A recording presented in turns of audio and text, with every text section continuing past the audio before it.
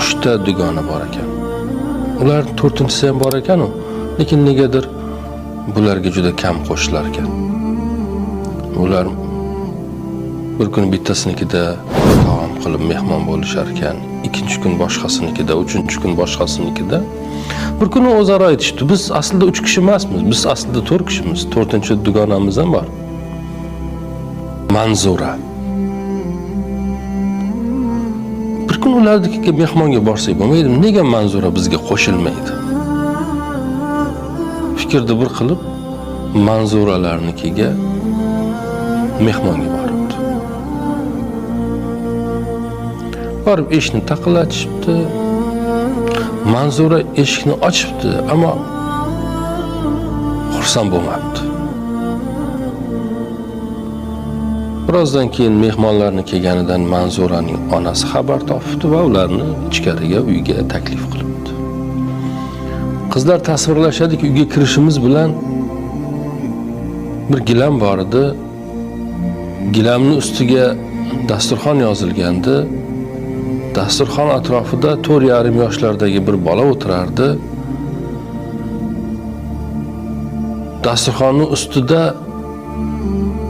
qotgan nonlardan non palov degan bir ovqat bor. Yeganmisiz?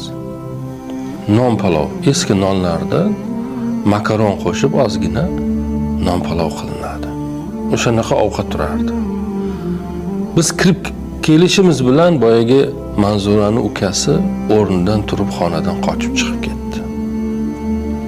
Yo ustining eskiligidan uyaldi, yo bizdan uyaldi.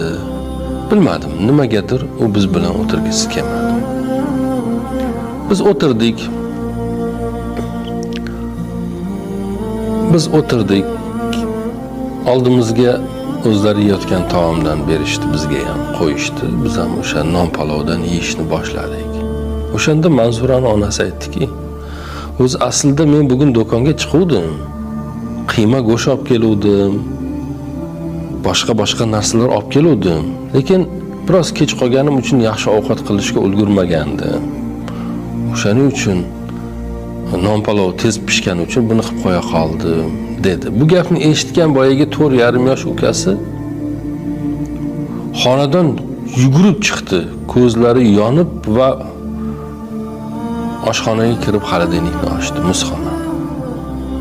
Va onasi aytgan narsalar, ya'ni onam rostdan bu narsalarni olgan bo'lsa kerak deb o'ylab ochdi-yu, lekin muzxonada u narsani birortasini ko'rmagani uchun ko'zlari jiqqa yoshga to'ldi.